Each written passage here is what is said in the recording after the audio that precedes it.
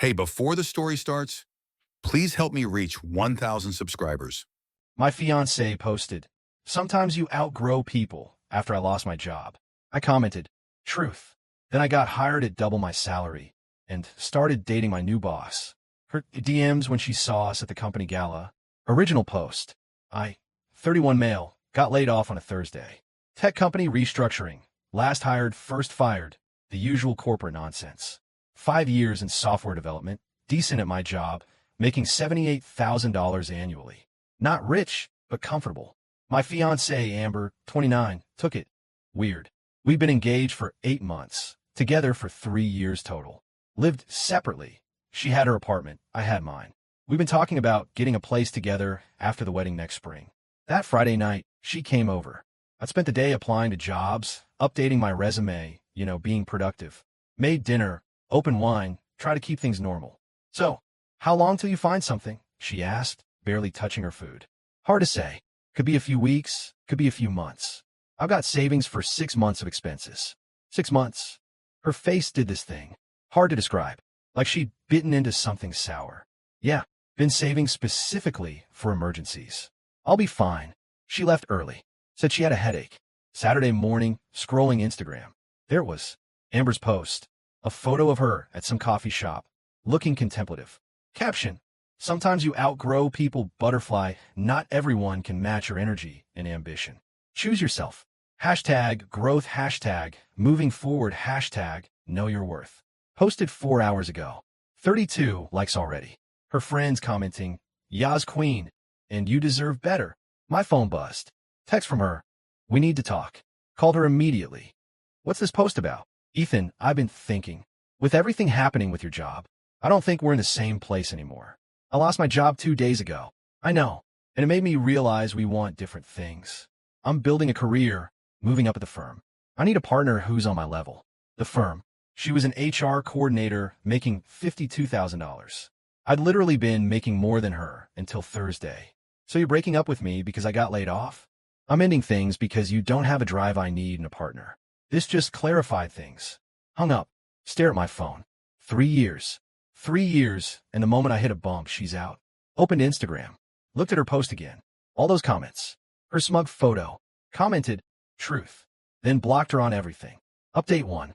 2 weeks after the breakup, I got a call back from a company I'd interviewed with before getting laid off. They just gotten funding and were expanding fast. The CEO, Veronica, 34, interviewed me personally for a senior developer position. Interview went well. Really well. She was sharp, asked actual technical questions instead of the usual BS, and seemed genuinely impressed with my portfolio. We talked for 2 hours, way longer than scheduled. The position is $165,000 base, plus equity and full benefits. "Can you start in 2 weeks?" I try not to look shocked. That was more than double my old salary. "Yes, absolutely." "Great. Welcome to the team, Ethan." Shook hands. Left feeling like I'd won the lottery. Started the job 3 weeks post-breakup. The company was smaller, about 30 people, but growing fast. Veronica was hands-on, brilliant, and surprisingly easy to work with. We clicked professionally right away. First month flew by. The work was challenging but satisfying. Team was solid. In Veronica, she was impressive. Built the company from nothing, turned down acquisition offers, genuinely cared about the product and the people. We started getting coffee between meetings. Then lunch. Nothing unprofessional, just 2 people who got along. 6 weeks in, working late on a deadline. Just me and Veronica in the office around 9 p.m. "You want to grab dinner?" she asked. "There's a Thai place that's still open." We went. Talked about everything except work. Her divorce 2 years ago. My recent breakup. Shared horror stories. Laughed a lot. At the end, walking to our cars. This was nice. "We should do it again sometime." Off the clock. She smiled. "I like that." We started seeing each other. Carefully. No PDA at work, kept it professional during business hours. But outside, we fit. She got my sense of humor. I appreciated her drive. It just worked. 2 months after I started, the company holiday gala was announced. Big deal. Investors, clients, fancy venue. Partners encouraged. "Want to be my date?" Veronica asked over dinner one night. People will talk. People always talk. I'm the CEO, you're senior developer. We're both adults. And honestly, I don't care what they think. Then yes, the gala was in 3 weeks. Black tie, open bar, the whole deal. Meanwhile, I'd been completely offline from Amber's world. Blocked on everything. Mutual friends had picked sides or stayed neutral. I had no idea what she was up to. Then, 2 days before the gala, I got a DM on LinkedIn. Amber, hey, hope you're doing okay. I've been thinking about you. Ignored it. Next day, another. I heard you found a new job. That's great. Maybe we could grab coffee and catch up. Still ignored. Day of the gala, my phone buzzed. Text from an unknown number. It's Amber. Got your number from Kevin. Please don't block me. I miss you. I made a mistake. Kevin, my former coworker. Guess he'd given her my new number. Cool. Blocked the number. That evening, getting ready for the gala, Veronica texted, picking you up at 7. Wear the navy suit. Bossy. You like it? Fair. The venue is gorgeous. Downtown. Fancy hotel ballroom. Champagne everywhere. Veronica looked incredible. Black dress. Confident smile. Absolutely in her element. We walked in together. Her hand on my arm. Casual but clear. About an hour in, mingling with investors, I saw her. Amber. In the corner. Wearing a red dress that was trying way too hard. Staring at me with her mouth literally open. Took me a second to put it together. The event was semi-public. Some tickets were available for purchase by people in the industry. She must have found out I'd be here and bought one. She started walking over. Ethan. Veronica looked at me. I shook my head slightly. She got immediately. Ethan. Oh my God, I didn't know you'd be here. Amber's voice was too loud. People were looking. Amber. You look amazing. I mean, you always did, but she noticed Veronica. Oh, hi. Veronica said coolly. I'm Amber. Ethan's. She paused. We're old friends. Veronica. Ethan's girlfriend. And his boss. Nice to meet you. Amber's face did something amazing. Shock, confusion, anger all at once. Your girlfriend? And boss. She caught herself. Wow, that happened fast. About as fast as you dumping me for getting laid off, I said calmly. Her face went red. That's not fair. I was going through things. You posted on Instagram that you'd outgrown me. 2 days after I lost my job. I commented truth because it was true. We weren't right for each other. But Excuse us, Veronica said smoothly. We have some investors to meet. Enjoy the evening. We walked away. Amber stood there, frozen. That was her. Veronica asked quietly. Yeah. You dodged a bullet. I really did. Rest of the night was perfect. Made connections, celebrated wins with the team, danced with Veronica. Forgot Amber was even there. Until my phone started blowing up around. Midnight. Update 2. The DMs started coming in waves. Instagram. She made a new account. We need to talk. LinkedIn. That was really awkward. Can we please have an adult conversation? Email. How did you get my new work email? I know you're upset, but this is childish. Call me. Another text from a different unknown number. Ethan, seriously? Your boss. That's so inappropriate. Everyone's going to think you slept your way into that job. Showed Veronica the messages. We were at her place, post-gala, still in formal wear. Block everything, she said. And if she contacts you at work, that's harassment. Blocked the Instagram account. Blocked the new number. Set my LinkedIn to only accept messages from connections. Monday morning at work, the office manager pulled me aside. Hey, weird question. Did someone named Amber try to contact you this weekend? Yeah, my ex. What? She called the office number Saturday morning asking for you. Said it was a family emergency. I told her I couldn't give out employee information. She got aggressive. Sorry about that. She showed up at the gala Friday night. It's handled. Okay, just want to give you a heads up. Let me know if she becomes a problem. Tuesday, things escalated. Got a message from Kevin, my old coworker, who'd given Amber my number. Dude, Amber's telling everyone you're dating your boss, and it's a whole scandal. She's saying you got fired from our company for misconduct and landed on your feet by manipulating some desperate older woman. Just wanted you to know what she's spreading. Called Kevin immediately. That's completely false. You know that, right? I was laid off in the restructuring. And Veronica's 34, only 3 years older than me. Also, none of this is Amber's business. I know, man. I told her she was being crazy, but she's on some crusade. Thought you should know. Thanks for the warning. Told Veronica. She was pissed. That's defamation. We could let go. Anyone who knows me won't believe it. And anyone who doesn't matter. She calmed down, but wasn't happy. Wednesday brought a new development. Email from an unknown address to my work account. Subject, concerned colleague. Dear management, I have concerns about the relationship between Ethan, last name, and CEO Veronica, last name. This appears to be a clear conflict of interest and potential favoritism.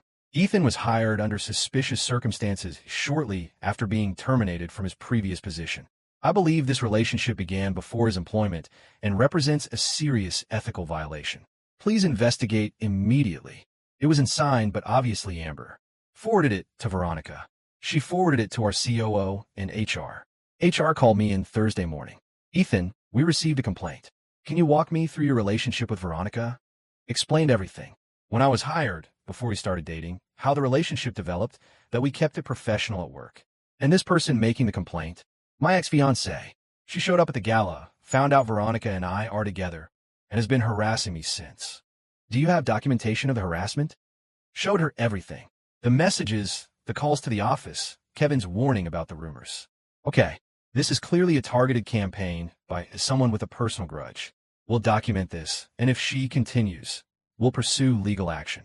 Your relationship with Veronica is fine. You're not in her direct reporting line, and it didn't affect your hiring. You're good.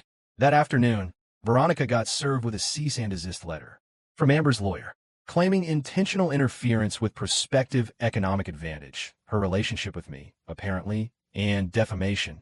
Not sure how, since Veronica hadn't said anything publicly. It was the most ridiculous legal document I'd ever seen, clearly written by some budget attorney who took Amber's money without asking questions. Our company lawyer reviewed it and laughed. This is garbage. She has no case. Wanting to respond? Please, Veronica said. The response was beautiful. Methodical breakdown of why every claim was baseless. Timeline proving Veronica and I got together after Amber ended our relationship, and a counter threat of harassment charges if Amber continued contact. Sent certified mail. Radio silence for 3 days. Then Friday evening, I'm at Veronica's place making dinner, and my phone rings. Unknown number. Against my better judgment, I answered. Ethan, Amber. Drunk. Definitely drunk. How did you get this number? Doesn't matter. You ruined my life. Everyone thinks I'm crazy.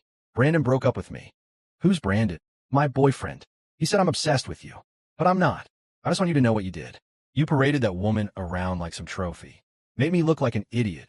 Amber, you dumped me for losing my job. Then I got a better job and moved on. That's not parading anyone around. That's living my life. She's using you. Can't you see that? She just wants a younger guy too. Goodbye, Amber. Hung up. Blocked the number. That was her. Veronica asked from the kitchen. Yeah, she's spiraling. Good. The next week, Amber made one final move. Created a burner Instagram account and posted a long rant about narcissistic men who use successful women as status symbols and companies that enable inappropriate workplace relationships. Didn't name names, but tagged the company account. Our social media manager flagged it. Legal sent another cease and desist, this time threatening a restraining order. That finally shut her down. Final update. It's been 4 months since the gala. Amber's gone completely silent. Heard through Kevin that she moved to another city for a new job. Fresh start, apparently. The rumors she tried to spread went nowhere. Turns out most people in our industry are adults who don't care about other people's relationships. The few who tried to make it dramatic got shut down pretty quick when the timeline became clear. Work's going great. Got promoted to lead developer last month. Merit-based, documented performance reviews, the whole thing above board. Veronica made sure everything was handled properly specifically to avoid any appearance of favoritism. The relationship's solid. We moved in together 3 weeks ago.